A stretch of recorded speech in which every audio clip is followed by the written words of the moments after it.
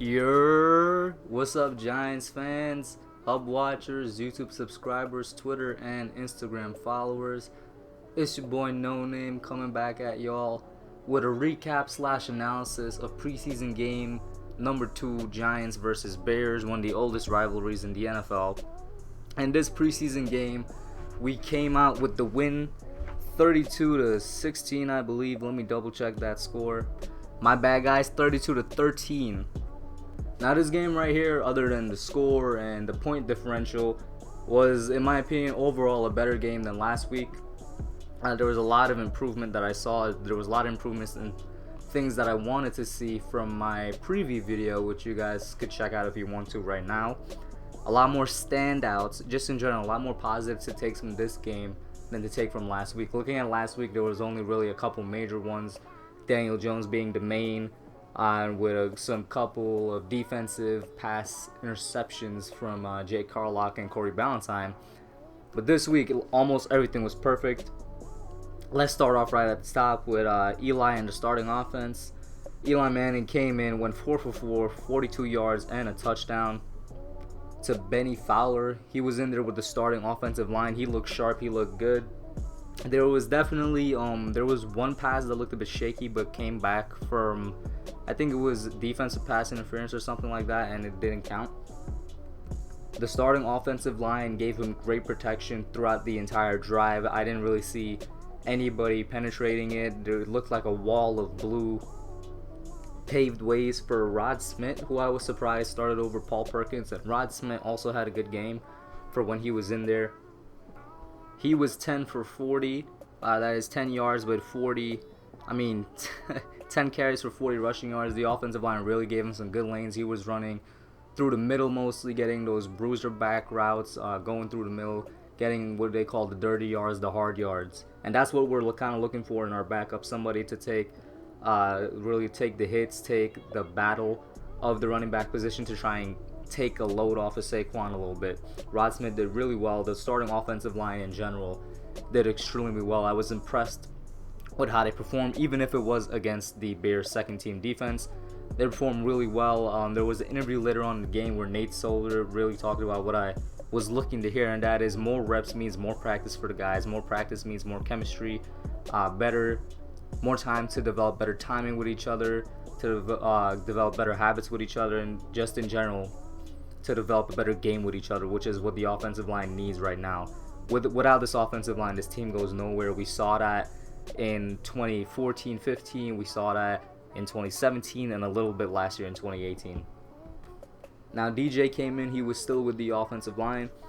Get the bat out the way first. He did have 2 fumbles for a loss. The first fumble, I would put a little bit on the center. I think at that point he was with Jalapeno. I would put it a little bit of blame on the Jalapeno and on DJ. It's forgivable. They were both teaching moments. The first one was forgivable, but the second one is something that was definitely all on DJ. He looked kind of confused. The ball just went into him. It was a sack strip fumble, I believe, and that just shows a lack of spatial awareness. He wasn't really set in the pocket. It looked like that one was all on DJ. He just needs to be more aware of that. That's something you're taught as, like, not only in college but in high school and even younger than that if you're serious about football. But like I said, both teaching moments. These are both things he can improve from, and I don't really expect to see more fumbles for loss from Daniel Jones. Other than that, though, he still looks stellar. Went 11 for 14, 161 yards and a touchdown. Still looking good. Still has a lot of zip on the ball. Ball placement still impresses me, and he still has great zip on it. Now, I mentioned that this game I like it a lot more than last week because it checked off a lot of the boxes and stuff I was looking for. One of that being the starting offensive line. I finally saw them provide a good pocket with Eli. They did the same with Daniel. Even the backup offensive line did a great job throughout the game. The second stringers, I think they played from, I'd say, halfway through Daniel Jones' drive all the way into the third quarter a little bit, but the second string offensive line really impressed me a lot more than I thought they would. There's a couple guys that stood out: Nick Gates, Evan Brown, and Spencer Pulley. These 3 guys, they were almost pancaking everybody on their blocks. It looked as if it was still a starting offensive line out there, not laying through too much penetration and giving them a nice clean pocket to work with. Paul Perkins came in. He had a better game than he did last week.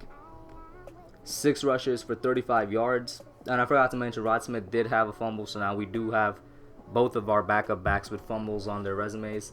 But in general, they performed well. They seemed to be going through the lanes well. And Perkins even had a catch, I think it was like for 13, 14 yards on the sideline. Really improved his game a little bit, improved his chances of getting a roster spot.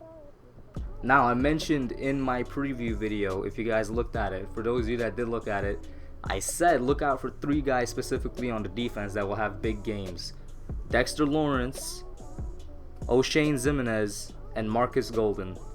And lo and behold, all 3 of these guys had great games. The reason I said Dexter Lawrence is because last game, the Bears were extremely smart. The Jets rather were extremely smart, and Adam Gase was smart enough to double team Dexter Lawrence, sort of taking him out of the game a little bit because of that. And I said I don't expect the Bears to double team him because it's not like every team in the NFL knows what this guy can do.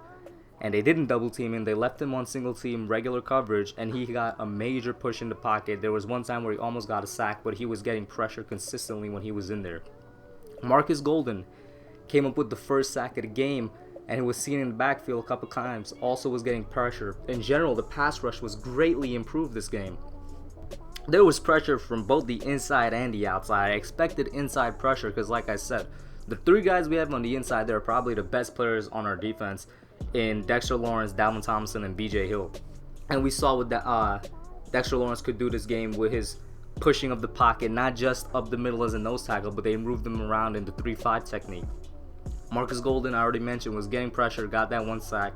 Same thing for O'Shane Zimenez. He got the 2nd sack of the game, and Olsen Pierre got the 3rd. Although I would like to mention, Zimenez did look a bit winded after just a couple plays. I guess that's why we used Carter last year in sort of a role player type of role, because they have to get used to that NFL endurance and stamina. I hope to see that improve in Zimenez. Speaking of Carter, he should have had like 2 sacks in this game. He just needs to improve his technique a little bit.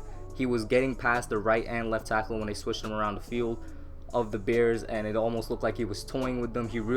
I really expected him to get a sack, but unfortunately it didn't happen. Carter looks like he improved tremendously over the offseason. And finally, a couple other guys that showed up were the undrafted free agents. Specifically, Josiah Toefa, Jonathan Hillman, and CJ Conrad. And these guys, I mentioned months ago in my undrafted free agents video. I didn't expect them to show up this game, but they definitely showed up. Josiah Toefa had a fumble recovery on the Bears. Jonathan Hillman led the Giants today in rushing. He had 60 yards, I believe. He went like 16 for 60 or 16 for 57 in rushing. In the 4th quarter, he was lucky enough to get the entire 4th quarter to himself and had the only rushing touchdown on the day. Looked really well. Like I said, even the backup offensive line performed well. These guys were 3rd stringers, and they still looked like they were kind of manhandling the Bears defense. Gave them a lot of good lanes to run with. It looked like the perfect offensive line and running back combo. He got through there, was sort of cutting up the defense, and got in for a touchdown. CJ Conrad had a good game, but he did have a drop that could have gone for who knows how long. He could have taken that pass, but he was getting open, he was getting targeted, and he even caught a defensive pass interference on what should have been a touchdown that led to a Giants touchdown eventually. But in general, CJ Conrad was out there playing well, and it looks like he might have a spot or might have a chance at that 3rd tight end spot, because Scott Simonson didn't do so well today. He had a couple drop balls and was taken out the game early. Whether or not that's because of his poor play or that was just the game plan in general, I don't know, but CJ Conrad is definitely hot on his heels for that roster spot. The defense overall, I already talked about how the pass rush seems a bit revitalized. The pass rush looks to be back with sacks and pressures from various people. But in the second half of the game, or maybe you can even argue from halfway through the 2nd quarter to the end of the game, the defense was really kind of manhandling the Bears. I mean, you don't hold a team to 13 points by having a bad defense. We were causing pressures, we were causing fumbles, we were causing sacks, we were causing 3 and outs. It looked like a greatly improved Giants defense out there, with, obviously taking all this with a grain of salt, it being preseason, everything being a bit vanilla, and the Bears just not playing their starters at all for the most part. We were playing 2nd and 3rd string guys. Keeping that in mind, I still like what I saw because, in the words of Nate Solar, it's all about practice.